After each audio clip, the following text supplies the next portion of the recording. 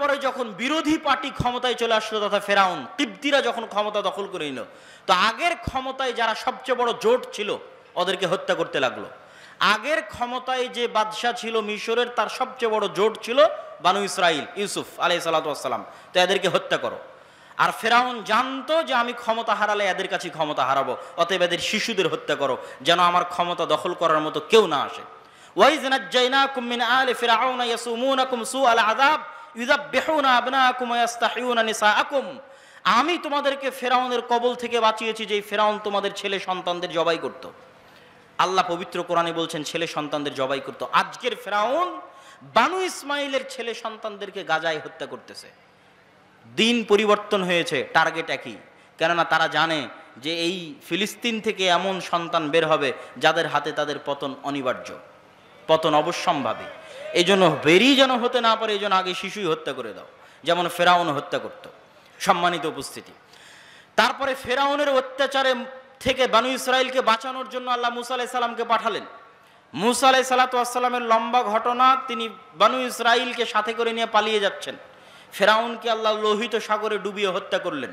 হত্যা করার পর মুসা আলাইহিস সালাম ফেরত মিশরে যাননি কেন? এই জন্য মিশরে ফেরত যাননি যে মুসা আলাইহিস সালাম পালিয়ে যাচ্ছিলেন না, মুসা আলাইহিস সালাম ইজ রিটার্নিং ব্যাক, ফেরত যাচ্ছিলেন। কোথায় ফেরত যাচ্ছিলেন? 400 বছর আগে ওনার বাপদাদা ইয়াকুব এবং ইয়াকুবের সন্তান 70 জন এবং ইউসুফ ওই যে জেরুজালেম ছেড়ে মিশরে আসছে, ওই জেরুজালেম বাপদাদার আদিভিটা, সেখানে ফিরে যাচ্ছিলেন। ইতিহাসের সত্য মিথ্যা জানা যায় না, কিন্তু ইতিহাসে লেখা আছে যে ইউসুফ আলাইহিস সালাম মিশরে মারা গেলেও তাকে তিনি ওসিয়ত করে গেছিলেন কবর দেওয়ার জন্য জেরুজালেমে। আর মুসা আলাইহিস সালামের কথা তো সহিহ বুখারীতে রাসূল সাল্লাল্লাহু আলাইহি ওয়াসাল্লাম বর্ণনা করতেছেন, যেটা ধারা বিবরণীতে আমি আসব। তো আপনি যদি আজকের ম্যাপে দেখেন, লোহিত সাগর পার হয়ে ফিলিস্তিনে যাবেন, মিশর থেকে লোহিত সাগর ক্রস করে ফিলিস্তিনে যাবেন, গুগল ম্যাপে দেখবেন ফিলিস্তিনে ঢুকার আগে বিশাল মরুভূমি, সিনাই মরুভূমি। আর ওই ফিলিস্তিনে তখন বসবাস করত তৎকালীন বিশ্বের সবচেয়ে শক্তিশালী গোত্র, তাদের নাম আমালেকা গোত্র। তো ওদের সাথে যুদ্ধ করে জিতে জেরুজালেম জয় করতে হবে, এই জন্য অপেক্ষায় বসে আছেন সিনাই মরুভূমিতে। সিনাই মরুভূমি যেহেতু মরুভূমি, আর লোহিত সাগরের পানি যেহেতু লবণাক্ত, এই জন্য কোনো খাবার নাই, না মরুভূমিতে কোনো ফলমূল হয়, না মরুভূমিতে কোনো পানি আছে। এই জন্য সূরা বাকারায় বানু ইসরাইলের ঘটনা পড়ে দেখবেন যে আল্লাহ মুসা আলাইহিস সালাতু ওয়াস সালামকে বললেন, তুমি লাঠি দিয়ে পাথরে আঘাত করো, তোমার সম্প্রদায়ের জন্য ঝর্ণা তৈরি করে দিচ্ছে। তুমি আল্লাহর কাছে দোয়া করো, আর জান্নাত থেকে মান্না এবং সালোয়া পাঠিয়ে দিচ্ছে, জান্নাত থেকে পাখির আকারে এবং গাছে ঝুলন্ত আকারে, বাড়ির উপরে গাছে ঝুলন্ত আকারে জান্নাত থেকে মান্না এবং সালোয়া আসতো, কেননা মরুভূমিতে কোনো খাবার ছিল না। তারপরে মুসা আলাইহিস সালাতু ওয়াস সালাম তাদের নিয়ে জেরুজালেম বিজয় করতে যাবেন মর্মে যুদ্ধের ঘোষণা দিলেন। এরা ছিল নিমক হারাম কওম। আল্লাহর এত বড় নিয়ামত দেখার পরও এরা বলল, ইযহাব আনতা ওয়া রাব্বুকা ফাকাতিলা, মুসা আপনি আর আপনার আল্লাহ গিয়ে যুদ্ধ করেন, আমরা যুদ্ধ করতে পারবো না। বলেন নাউজুবিল্লাহ। এই জন্য মুসা আলাইহিস সালাম জেরুজালেম বিজয় করতে পারেননি। তখন মুসা আলাইহিস সালাতু ওয়াস সালাম আল্লাহর কাছে দোয়া করেছিলেন, যেন আমার লাশ, আমার মৃত্যু যেন জেরুজালেমের এত নিকটে হয় যে একটা ঢিল মারলে যেন জেরুজালেম থেকে, বাইতুল মুকাদ্দাস থেকে একটা ঢিল মারলে আমার কবরে এসে পড়ে। মুহাম্মদ সাল্লাল্লাহু আলাইহি ওয়াসাল্লাম বুখারীর হাদিসে বলছেন, আমি যদি আজ ফিলিস্তিনে থাকতাম তোমাদের দেখাতাম যে কোথায় মুসা আলাইহিস সালাতু ওয়াস সালামের কবর আছে। সম্মানিত উপস্থিতি, তারপরে ধারা বিবরণী আমি সংক্ষিপ্ত আকারে আজকের পর্যন্ত আপনাকে আমি বুঝিয়ে দিচ্ছি। তারপরে ইউশা বিন নুনের মাধ্যমে জেরুজালেম বিজয় হলো। আমার আগের বক্তব্য শুনে দেখবেন আল্লাহ জেরুজালেম বিজয়ের দিন সূর্যকে থামিয়ে দিয়েছিলেন। সূর্যকে থামিয়ে দিয়ে ইউশা বিন নুন জেরুজালেম বিজয় করেছিলেন। তারপরে আস্তে আস্তে আস্তে আস্তে দাউদ এবং সুলাইমান আলাইহিস সালাতু ওয়াস সালাম আসলেন। দাউদ এবং সুলাইমান আলাইহিস সালাতু ওয়াস সালাম পৃথিবীর সবচেয়ে বড় রাজত্ব জেরুজালেমে কায়েম করলেন। সুলাইমান আলাইহিস সালাম দ্বিতীয়বার মসজিদ আকসা নির্মাণ করালেন জিনদেরকে দিয়ে। আর পৃথিবীর অত শক্তিশালী, অত বড় রাজত্ব পৃথিবীতে আগে আর কোনোদিন হয়নি, পরেও কোনোদিন হবে না, সেটা কায়েম হলো জেরুজালেমে। তারপরে দাউদ এবং সুলাইমানের পরে আস্তে আস্তে চলে আসলেন ঈসা আলাইহিস সালাতু ওয়াস সালাম। ঈসা আলাইহিস সালাতু ওয়াস সালামের মা মারিয়াম কোন মসজিদের খাদেম ছিলেন? মসজিদ আকসার খাদেম ছিলেন। ঈসা আলাইহিস সালাতু ওয়াস সালাম কোন শহরে জন্ম নিয়েছেন? এই জেরুজালেম, এই নগরীতে জন্ম নিয়েছেন। এই জন্যই তো আপনি খ্রিস্টানদের যদি বলেন তোমাদের গোটা দুনিয়া দিয়ে দিব, ইউরোপ আমেরিকা, জেরুজালেম দিব না, তাহলে হবে না। কেননা এখানে তারা যাকে নবী বলে শ্রদ্ধা করছে তার স্মৃতি এই শহরে আছে। ঈসা আলাইহিস সালাতু ওয়াস সালামের স্মৃতি এই শহরে আছে, ঈসা আলাইহিস সালামের আম্মা মারিয়াম আলাইহিস সালাতু ওয়াস সালামের স্মৃতি এই মসজিদে আছে। আর ইহুদিদের স্মৃতি আছে এই যে মুসা, দাউদ, সুলাইমান, তাদের লম্বা স্মৃতি বললাম। ইয়াহইয়া এবং জাকারিয়া আলাইহিস সালাতু ওয়াস সালাম এই শহরেই ছিলেন। ঈসা আলাইহিস সালাতু ওয়াস সালাম দিয়ে আল্লাহ বানু ইসরাইলের নবী দেওয়া বন্ধ করে দিলেন। ওই যে ইসহাক আলাইহিস সালাতু ওয়াস সালাম থেকে শুরু হয়ে গোটা দুনিয়ার হিস্ট্রি আপনাকে 5 মিনিটে বলে দিলাম। ঈসা আলাইহিস সালাতু ওয়াস সালামে এসে আল্লাহ বানু ইসরাইলের নবী পাঠানো স্টপ। ওই যে এবার 5000 বছর যাবত ইব্রাহিমের আরেক সন্তান, তার সন্তানেরা আবাদ করতেছে মক্কায় কাবা, 1000 বছর যাবত আবাদ করতেছে। আল্লাহ ওটাকে সেভ রেখেছিলেন। পৃথিবী আল্লাহ সুবহানাহু ওয়া তাআলা কিভাবে ফাংশন করবেন এটা তার পূর্ব পরিকল্পিত, পূর্ব প্ল্যান। সেই ফাংশন করার জন্য ইব্রাহিম আলাইহিস সালাতু ওয়াস সালামের এই সন্তানে মাত্র একজন নবী আল্লাহ সুবহানাহু ওয়া তাআলা পাঠিয়েছেন, তিনি হচ্ছেন আমাদের নবী মুহাম্মদ সাল্লাল্লাহু আলাইহি ওয়াসাল্লাম, যিনি মক্কায় আসলেন। মক্কায় এসে তিনি নবীর দাবি করলেন এবং হেরাক্লিয়াসের দরবারে আবু সুফিয়ানকে জিজ্ঞেস করা হলো যে মুহাম্মদ সাল্লাল্লাহু আলাইহি ওয়াসাল্লামের পূর্বে কি আর কেউ নবী দাবি করেছিল? আবু সুফিয়ান বলল, না, মুহাম্মাদের পূর্বে মক্কায় আর জীবনে কোনোদিন কেউ নবী দাবি করেনি। হেরাক্লিয়াস বলল, যদি বলতে যে তার পূর্বে কেউ নবী দাবি করেছিল তাহলে আমি বলতাম দেখা দেখি নবী দাবি করছে। যেহেতু পূর্বে কেউ নবী দাবি করেনি, অতএব ভাবতে হবে যে মুহাম্মদ সাল্লাল্লাহু আলাইহি ওয়াসাল্লাম কেন নবী দাবি করছেন। তুমি আমাকে বলো, ওই মক্কায় মুহাম্মদ সাল্লাল্লাহু আলাইহি ওয়াসাল্লামের পূর্বে কেউ কি রাজা বাদশাহ ছিল? আবু সুফিয়ান বলছে, না, কেউ তো রাজা বাদশাহ ছিল না। 1000 বছর যাবৎ আমরা জানি না যে এই বংশে, এই অঞ্চলে কোনোদিন রাজত্ব ছিল, বরং আজীবন এরা রোমান এবং পারস্য এম্পায়ারের অধীনে তাদের জীবন কাটেছে। ওখানে কোনোদিন রাজত্ব তৈরি হয়নি, মক্কা কেন্দ্রিক কোনো রাজত্ব তৈরি হয়নি।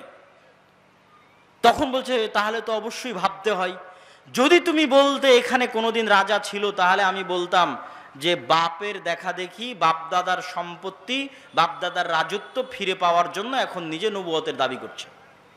যেহেতু মক্কা কেন্দ্রিক কোনোদিন রাজত্ব তৈরি হয়নি, মক্কায় কোনোদিন কেউ নবী দাবি করেনি, আবার তোমরা বলছো যে ওখানে ইব্রাহিমের সুন্নাত পাওয়া যায়, মানে হেরাক্লিয়াস স্বপ্নে দেখেছিল আরবদের মধ্যে যারা খাতনা করে।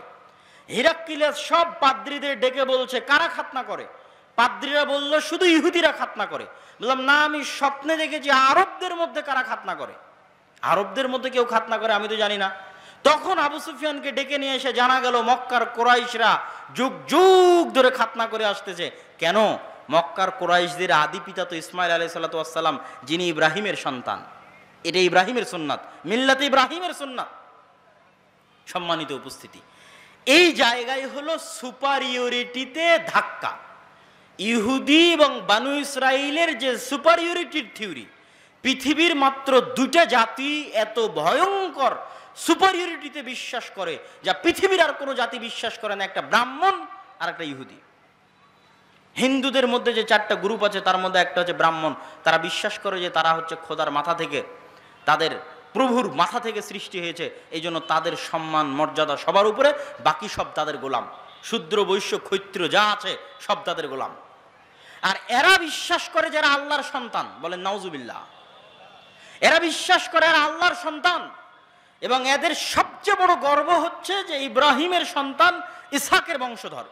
যদিও আজকের আধুনিক বিশ্বে কোনো প্রমাণ নাই যে চলমান ইসরায়েলে যারা বসবাস করছে এরা ইব্রাহিম আলাইহিস সালাতু ওয়াস সালামের ব্লাডলি কানেক্টেড।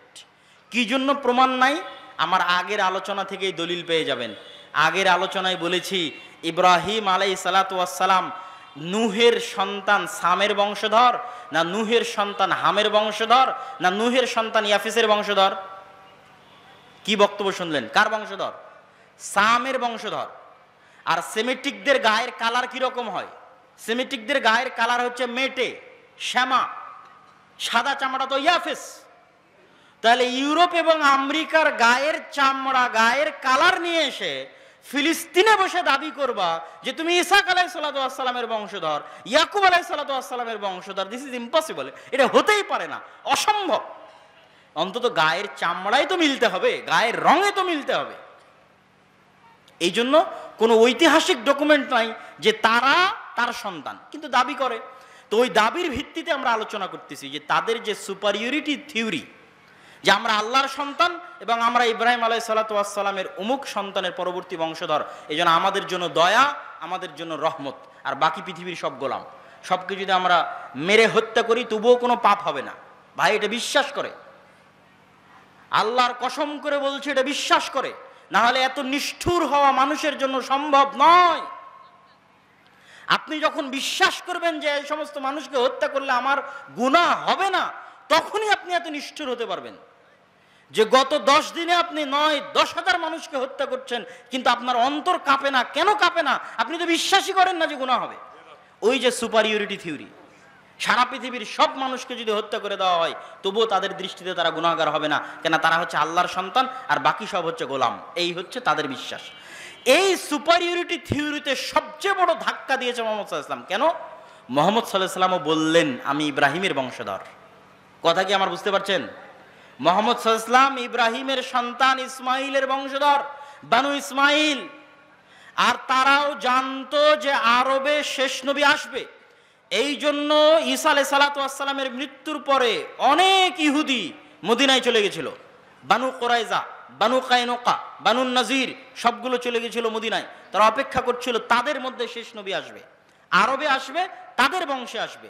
কিন্তু যখন দেখলো না তাদের বংশে আসলো না, মুহাম্মদ সাল্লাল্লাহু আলাইহি ওয়াসাল্লাম বনি ইসমাইলের বংশে শেষ নবী দাবি করলো, তাহলে মুহাম্মদ সাল্লাল্লাহু আলাইহি ওয়াসাল্লাম দুই দিক থেকে তাদের সুপারিয়রিটিতে আঘাত করলেন। এক, তুমি রক্তে যতই দাবি করো তুমি ইব্রাহিমের বংশধর, তো আমি মুহাম্মদও দাবি করছি আমি ইব্রাহিমের বংশধর, আমি ইসমাইলের বংশধর। অতএব রক্তে আমার উপর তোমার কোনো প্রাধান্য আর থাকলো না, শেষ। আমার উপর তোমার প্রাধান্য রক্তে থাকলো না, এই জিনিসটা তারা বুঝে গেল। এবং তারা এটাও বুঝে গেল যে মুহাম্মদ সাল্লাল্লাহু আলাইহি ওয়াসাল্লামের কওমের জন্য আল্লাহর পক্ষ থেকে তাদের কিতাবে বর্ণিত যত ওয়াদা, যত রহমত, যত বরকত, সব রহমত সব বরকত এবার মুহাম্মদ সাল্লাল্লাহু আলাইহি ওয়াসাল্লাম এবং তার উম্মতের জন্য আসবে। এই জন্য তাদের পৃথিবীতে সবচেয়ে বড় শত্রু হচ্ছে ইসলাম এবং মুসলমানেরা, দুইটা কারণে। অন্যদেরকে তো ওরা বিশ্বাসই করে না যারা ইব্রাহিমের বংশধর। অন্তত তাদের কিতাবে তো ইব্রাহিমের আরেক সন্তান ইসমাইলের নাম লেখা আছে, যে ইব্রাহিমের আরেক সন্তান ইসমাইল, এবং তারা এটা বিশ্বাস করে যে আরবরা হচ্ছে ইসমাইলের বংশধর। এই জন্য এটা হলো তাদের সবচেয়ে বড় ভয়ের কারণ, যে তাদের সুপারিয়রিটি থিওরিতে আঘাত করেছে ইসলাম এবং মুসলমানেরা। সম্মানিত উপস্থিতি, আজকের এই জেরুজালেমে যে ভয়াবহ অবস্থা তৈরি হয়েছে, এই ভয়াবহ অবস্থার পিছনে কারণ কি? আগের যুগের অনেক ইতিহাস আমি অন্য বক্তব্যে আলোচনা করেছি। আজকের এই ভয়াবহ অবস্থা তৈরি হওয়ার পিছনে কারণ আমার ছোট্ট গবেষণায় ঔপনিবেশিক শাসনামল, কলোনিয়াল সিস্টেম, আরবিতে বলে ইস্তেমার। আমরা যারা আজকে এই দেশে বসবাস করছি, যারা আপনারা সামনে বসে আছেন, 1935-1937 সালের আগে আপনাদের বাপদাদারা জমির মালিকই ছিল না। আপনি আজকে যে জমির দলিল নিয়ে দাবি করছেন এই জমি আমার, এই দাবি 35-37-এর আগে এই অঞ্চলের মানুষ করতে পারতো না। কেননা আমাদের বাপদাদারা 190 বছর ছিল ব্রিটিশদের গোলাম, তথা আমরা ছিলাম কলোনি, ব্রিটিশের কলোনি। এই জন্য 190 এবং 200 বছর গোলামি করতে করতে আমাদের রক্তের মধ্যে গোলামি ঢুকে গেছে। আর এই দেশ ছেড়ে যখন ব্রিটিশরা গেছে, 3টে দেশে ভাগ করে গেছে, ভারত, বাংলাদেশ, পাকিস্তান। ঠিক সারা পৃথিবীর প্রায় মুসলিম দেশই কোনো না কোনো ইউরোপিয়ান কান্ট্রির কলোনি ছিল। আর এই কলোনিয়াল সিস্টেম কতটা ভয়ঙ্কর ছিল এটা ইউরোপ সফর না করলে আমি বুঝতে পারতাম না। ফ্রান্সের রাজধানী প্যারিসে আইফেল টাওয়ারের সামনে রাত 12টা-1টার সময় যতজন বিড়ি খাচ্ছে, সিগারেট খাচ্ছে, সব হচ্ছে মুসলমানের সন্তানেরা। কোন দেশের মুসলমানের সন্তানেরা? যেই দেশ ফ্রান্স শাসন করত। ফ্রান্সের কলোনি ছিল আফ্রিকার বহু অঞ্চল, আজ বহু অঞ্চল বিদ্রোহ করতেছে, নাইজার, আলজেরিয়া, বহু অঞ্চল বিদ্রোহ করতেছে ফ্রান্সের বিরুদ্ধে। তো ওই সমস্ত অঞ্চলগুলো কলোনি ছিল। ভাগ্যিস ভালো যে ব্রিটিশরা আমাদেরকে মোটামুটি একটা স্বাধীনতা দিয়ে গেছে, ফ্রান্স অতটুকু স্বাধীনতা দেয়নি। ফ্রান্স বলেছে তোমার রিজার্ভ ব্যাংকের টাকা আমার ব্যাংকে থাকবে, তুমি কোনো অস্ত্র কিনতে পারবা না আমার কাছে ছাড়া, তুমি বৈদেশিক কোনো চুক্তি করতে পারবা না আমার অনুমতি ছাড়া, অথচ নাকি স্বাধীন। এভাবে তারা স্বাধীনতা দিয়ে এসেছে। কলোনিয়াল সিস্টেম ভয়ঙ্কর। তো ঠিক আজকের যেই শাম, আজকের যেই ফিলিস্তিন, ইসরায়েল, জর্ডান, লেবানন, কাতার, দুবাই, বাহরাইন, এগুলো আজ থেকে 50-60 বছর আগে ছিলই না। হ্যাঁ, তাস্তাখবির, বাইসান নামক খেজুরের বাগান সম্পর্কে তুমি কি জানতে চাও? তখন দাজ্জাল উত্তরে বলছে আসআলুকুম আন নাখলিহা, বাইসান নামক খেজুর বাগানে এখন খেজুর হয় কিনা এ বিষয়ে আমাকে জানাও। হাল ইউসমির আমলা, তখন ওই তামিম আদ-দারি রাদিয়াল্লাহু তাআলা আনহু এবং তার সাথে যারা গেছে তারা উত্তরে বললেন কুলনা নাআম, এখনো সেখানে খেজুর হয়।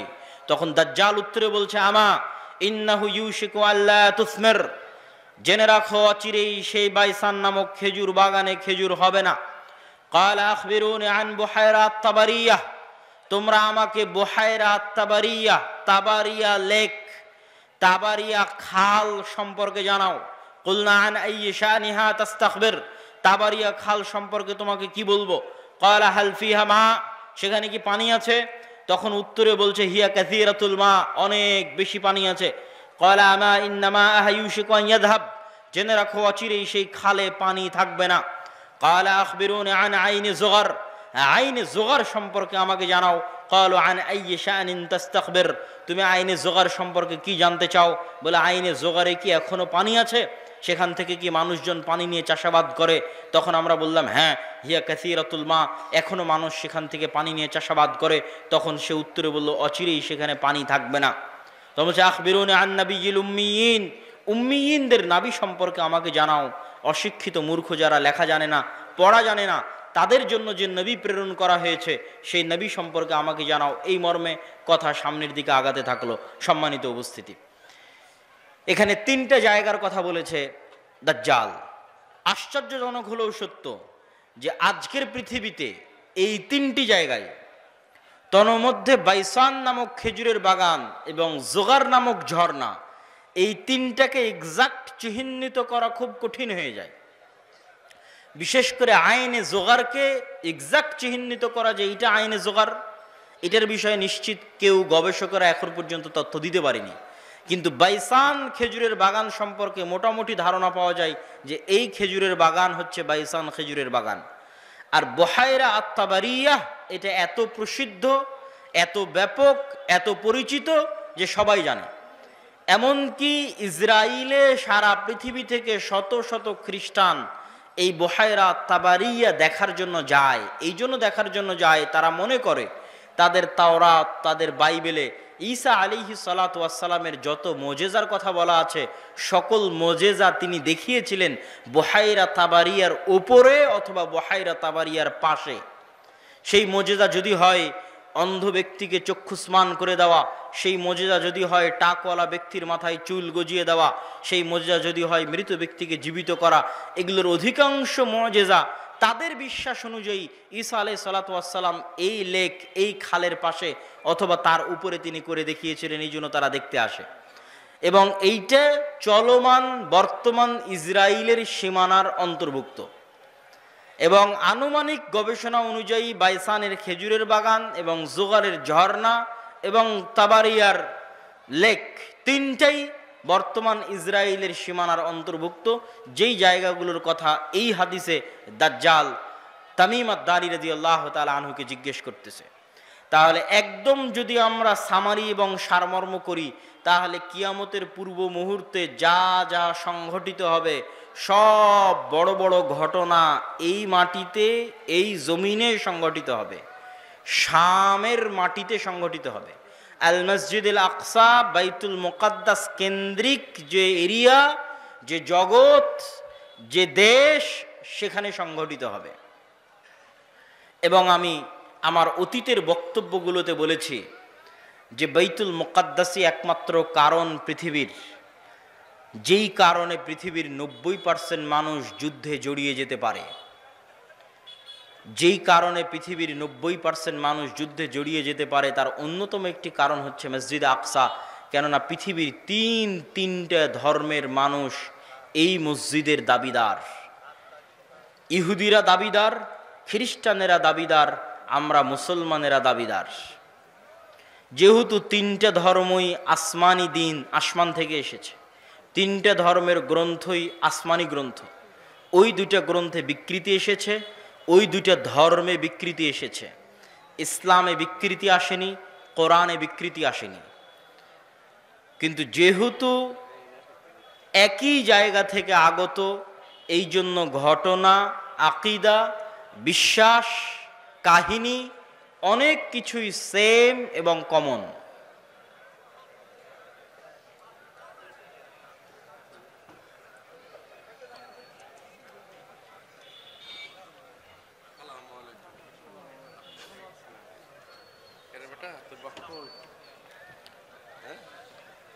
আসসালাম।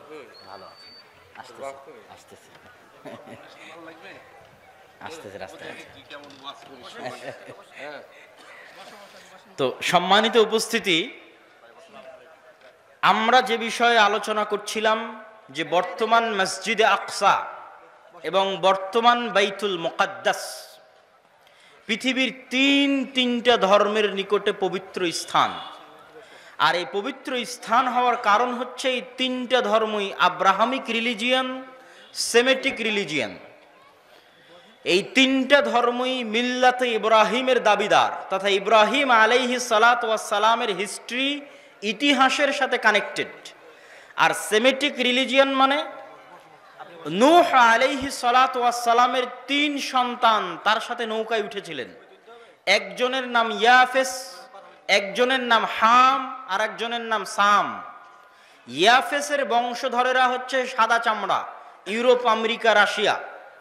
সামের বংশধরেরা হচ্ছে সেমেটিক তথা মেটে, শ্যামা, হালকা সাদা, হালকা শ্যামা, হালকা মেটে। India, Pakistan, Bangladesh, Saudi, Kuwait, Qatar, Bahrain, এরা হচ্ছে সামের বংশধর। হাম হচ্ছে আফ্রিকান, টোটাল আফ্রিকান এরিয়া হচ্ছে নূহ আলাইহিস সালামের সন্তান হামের বংশধর। তো পৃথিবীতে আল্লাহ যত নবী পাঠিয়েছেন সকল নবী সামের বংশে পাঠিয়েছেন। সামের বংশে ইব্রাহিম আলাইহিস সালাতু ওয়াস সালাম। এই জন্য একটা মজার জিনিস, যারা অনলাইনে আমাদের দেখছেন তারা মনে রাখতে পারেন যে কালার ডিসক্রিমিনেশনের শিকার যারা হন ইউরোপ এবং আমেরিকায়, গায়ের রঙের কারণে ডিসক্রিমিনেশনের শিকার হওয়া, বৈষম্যের শিকার হওয়া, কেননা তাদের মধ্যে একটা আভিজাত্য বোধ কাজ করে যে আমি হচ্ছি সাদা চামড়ার, আর এশিয়া থেকে যারা এসেছে তারা সাদা চামড়ার নয়। আপনি দীর্ঘদিন থাকলে এই জিনিসটা ভিতর থেকে অনুভব করতে পারবেন, এই বৈষম্য। তো এইটা আপনারা মজার জিনিস জেনে রাখতে পারেন যে ইউরোপ, আমেরিকা তারা যতই সাদা চামড়ার হোক, তারা যেই নবীকে সম্মান করে, শ্রদ্ধা করে, সেই নবী সাদা চামড়ার ছিলেন না। মানে ঈসা আলাইহিস সালাতু ওয়াস সালাম, ঈসা আলাইহিস সালাতু ওয়াস সালামের গায়ের রং আর আমার নবী মুহাম্মদ সাল্লাল্লাহু আলাইহি ওয়াসাল্লামের গায়ের রং এক। মানে শ্যামা, মেটে, সাদা চামড়ার সাদা নয়। তথা গোটা ইউরোপ এবং আমেরিকার মানুষ যেই নবীর অনুসারী, যেই নবীর মূর্তি তাদের গির্জায় বানিয়ে রেখেছে, যেই নবীর মা মারিয়াম আলাইহা সালাতু ওয়াস সালামের মূর্তি তাদের গির্জায় বানিয়ে রেখেছে, তারা কেউই সাদা চামড়ার ছিলেন না। এই জন্য বলেছি সেমেটিক রিলিজিয়ান। তথা আল্লাহ সুবহানাহু তাআলা সামের বংশে সকল নবী দিয়েছে, ইব্রাহিমের বংশে পরবর্তী সকল নবী পাঠিয়েছে।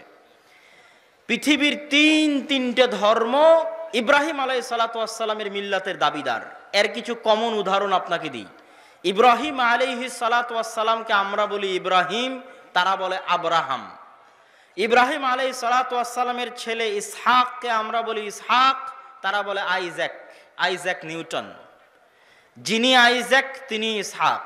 ইসহাক আলাইহিস সালাতু ওয়াস সালামের ছেলেকে আমরা বলি ইয়াকুব আলাইহিস সালাতু ওয়াস সালাম, তারা বলে জ্যাকব। যিনি জ্যাকব তিনি ইয়াকুব। ইয়াকুব আলাইহিস সালাতু ওয়াস সালামের ছেলে ইউসুফ আলাইহিস সালাতু ওয়াস সালামকে আমরা বলি ইউসুফ, তারা বলে জোসেফ। সেন্ট জোসেফ স্কুল মানে হযরত ইউসুফ স্কুল।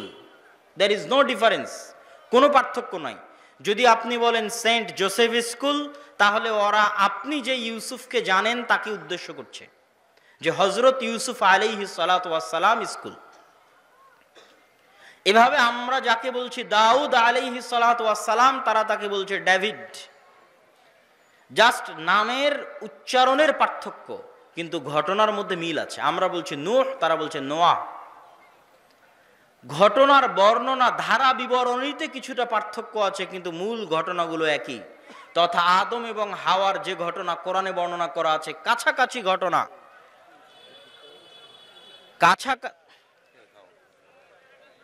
কেমন আছে?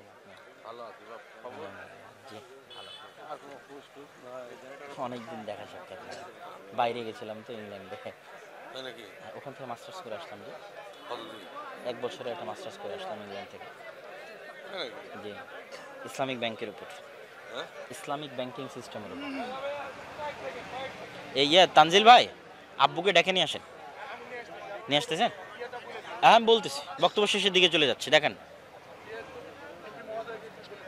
হ্যাঁ হ্যাঁ বলবো ইনশাল্লাহ, আমি বুঝাবো, বক্তব্যের মধ্যে বলবো। ইসলামিক, আলহামদুলিল্লাহ, ইসলামিক ব্যাংকিং এবং ইসলামিক ফাইন্যান্সের উপর মাস্টার্স করা। তাদের কি শরীয়ত মোতাবেক করে কি আমার বুঝে তো মনে হয় না শরীয়ত মোতাবেক, সব ভারতবাজি। ভারতবাদী কি তুই ইসলামী ব্যাংকে তুই টাকা লিয়ে থৌতো দেখি কি করে হাট ক্যাম্প না করে।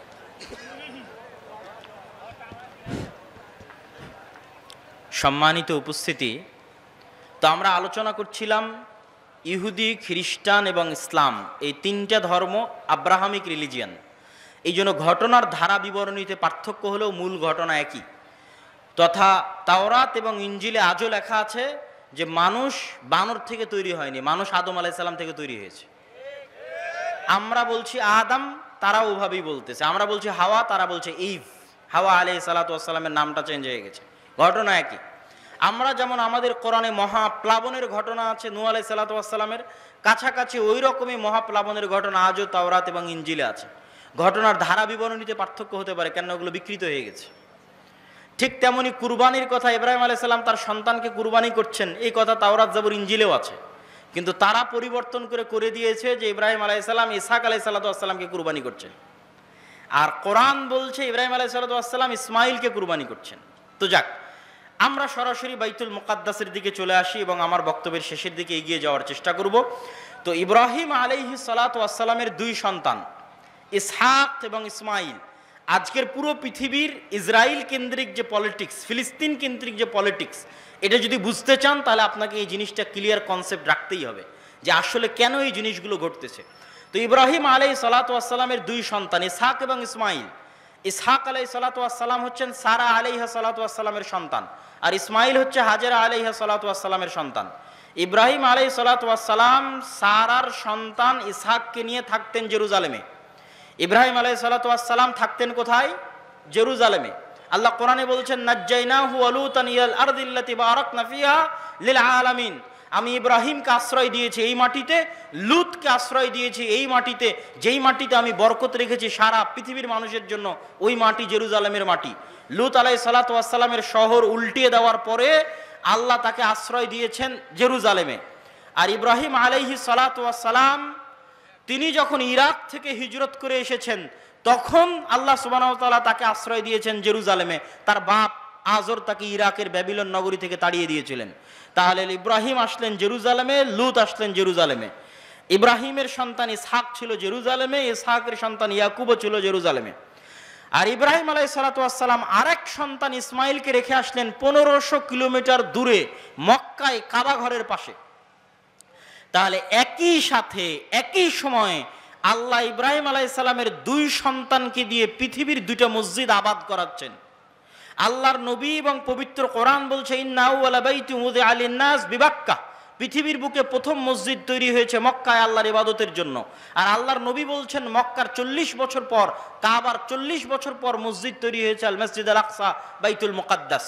তাহলে ইব্রাহিম আলাইহিস সালাতু ওয়াস সালামের এক সন্তান ইসহাক এবং তার বংশধরেরা আবাদ করছে মসজিদ আকসা, আর ইব্রাহিম আলাইহিস সালাতু ওয়াস সালামের আরেক সন্তান ইসমাইল এবং তার বংশধরেরা আবাদ করছে কাবা, একই সময়ে একই সাথে।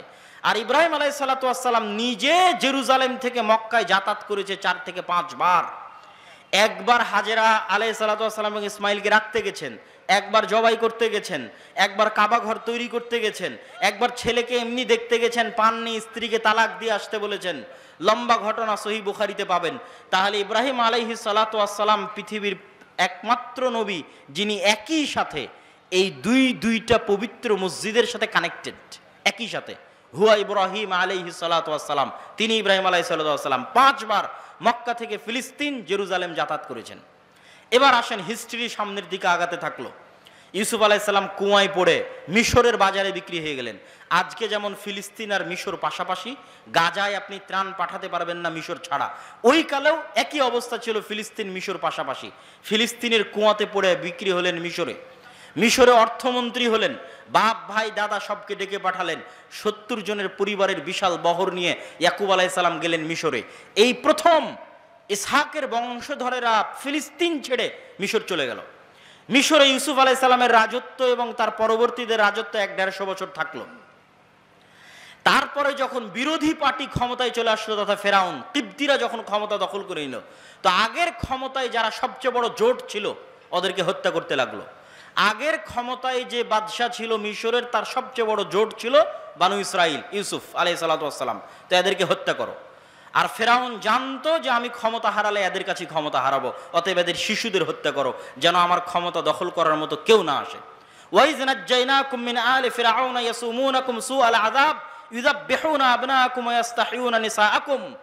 আমি তোমাদেরকে ফেরাউনের কবল থেকে বাঁচিয়েছি, যেই ফেরাউন তোমাদের ছেলে সন্তানদের জবাই করত। আল্লাহ পবিত্র কোরআনে বলছেন ছেলে সন্তানদের জবাই করত। আজকের ফেরাউন বানু ইসমাইলের ছেলে সন্তানদেরকে গাজায় হত্যা করতেছে। দিন পরিবর্তন হয়েছে, টার্গেট একই। কেননা তারা জানে যে এই ফিলিস্তিন থেকে এমন সন্তান বের হবে যাদের হাতে তাদের পতন অনিবার্য।